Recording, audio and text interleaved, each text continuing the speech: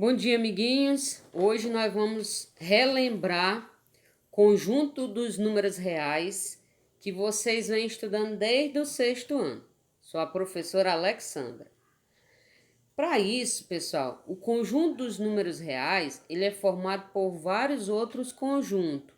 Conjunto é uma forma de dizer, certo? E esses números surgiu a partir da necessidade do ser humano.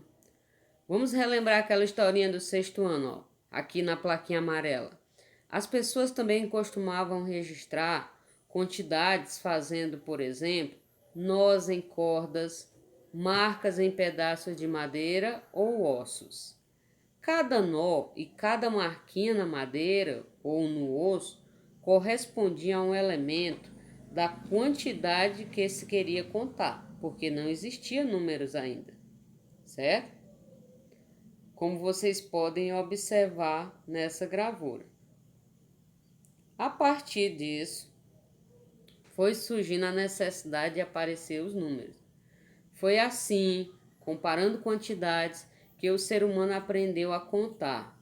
De um lado, temos a quantidade de pedrinhas, como vocês viram lá na gravura, né? Do outro, a quantidade de ovelhas, aquela historinha que todo professor conta.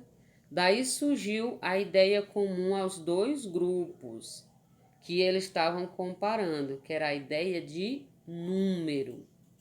E surgiu os números naturais, que são eles 0, 1, 2, 3, 4, 5 e o infinito. São todos os números positivos, que é representado pela letra N.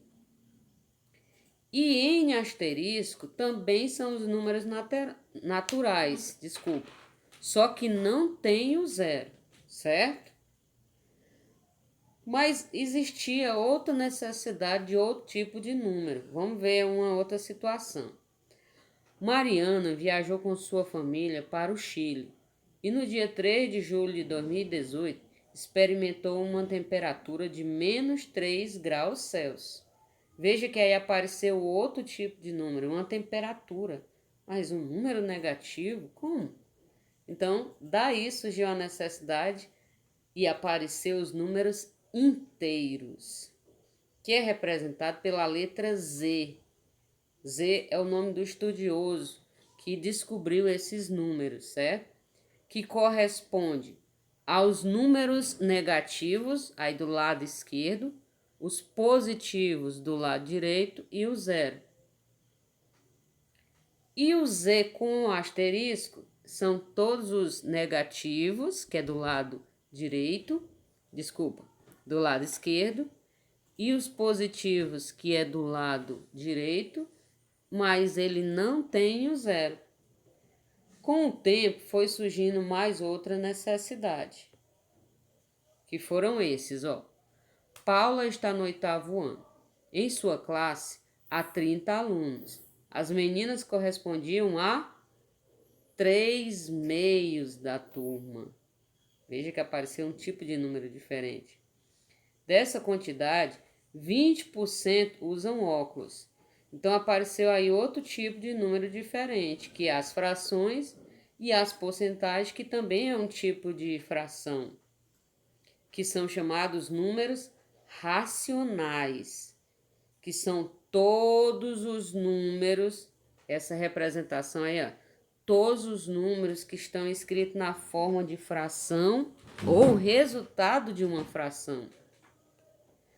X, tal que X, ou seja, um número, tal que esse número, tem que ser igual a uma fração, aonde o numerador, que é o A, pertence aos inteiros, que é esse de vermelhinho de cima, e o B também pertence aos inteiros, mas não pode ser zero.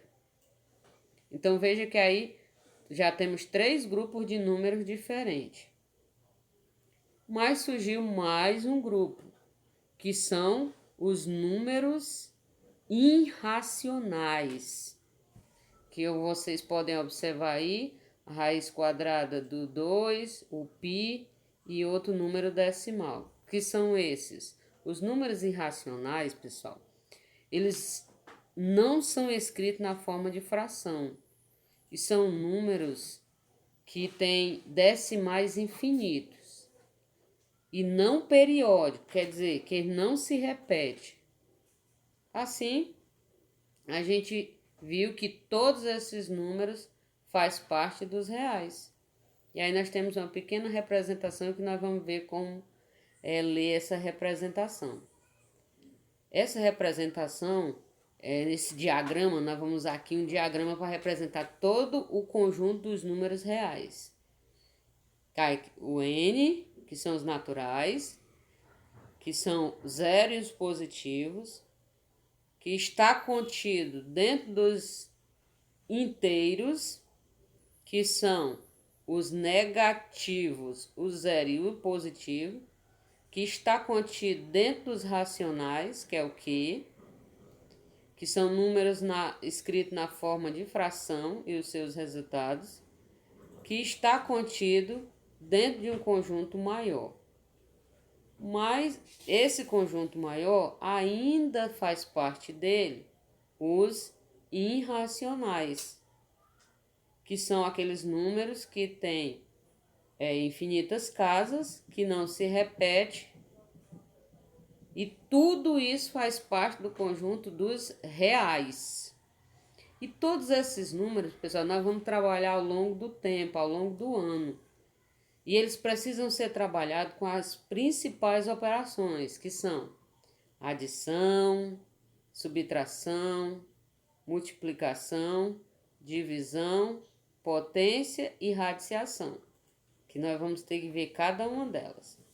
A primeira situação e mais um pouco difícil de alguns alunos entender é como localizar esses números na reta numérica. Vamos ver alguns exemplos, tá? Tem um outro vídeo da professora que eu vou colocar no grupo. Depois, se vocês quiserem, podem assistir. Vamos relembrar como localizarmos números racionais na reta numérica, observando os exemplos a seguir. Primeiro exemplo. Representar na reta numérica o número racional mais 1/4. Como é que eu faço? Sabemos que o número mais 1/4 está localizado entre o número 0 e o mais 1. Então, nós vamos dividir o segmento AB, que é esse aqui, ó, do A até o B. Ele vai ser dividido de 0 até mais 1, certo? Como vocês podem observar aqui, ó, do 0 até o mais 1. Agora, em quantas partes? Ele vai ser dividido em 4 partes. Por quê? Porque o denominador é um 4. Ó. Então, a gente dividiu aqui e localizou. Então, a fração 1/4, ela está bem nesse ponto. Porque de 4 pedaços, nós pegamos um pedaço. Segunda situação. Representar na reta numérica o número racional menos 11 terços. Para isso, nós vamos escrever esse número menos 11 terços na forma mista. Que é isso? Aqui é uma fração imprópria, porque o numerador é maior do que o denominador, e essa é uma fração mista. Mista porque está misturado um número inteiro e um número fracionário, está misturado, certo? Então, como é que a gente vai fazer essa fração aqui? Então, vocês podem fazer assim, ó. Dividir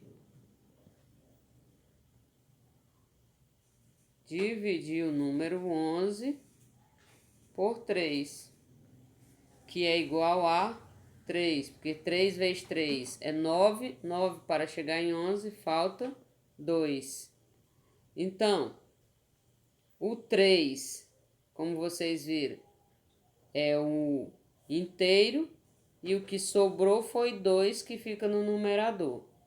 Então, esse número está localizado entre os números inteiros, menos 3 e menos 4. do lado negativo. Então, vamos dividir o segmento M e N em 3 partes. O denominador sempre é quanto o total foi dividido.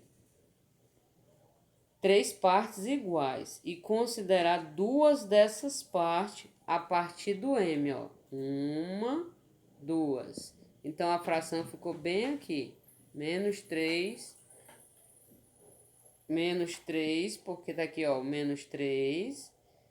E 2/3. Esses 2 pedacinhos aqui, certo? E agora nós vamos ver um pouco de comparação de números racionais. Comparar números racionais significa dizer que é maior do que outro, ou se é menor, ou se ainda é igual. Vamos rever alguns casos. Nós temos aqui o primeiro caso, pessoal, que diz que todo número racional negativo é menor que todo número racional positivo. Então, veja que os negativos sempre vão ser menor que os positivos, certo? Outro caso, todo número racional negativo é menor que zero. Por quê?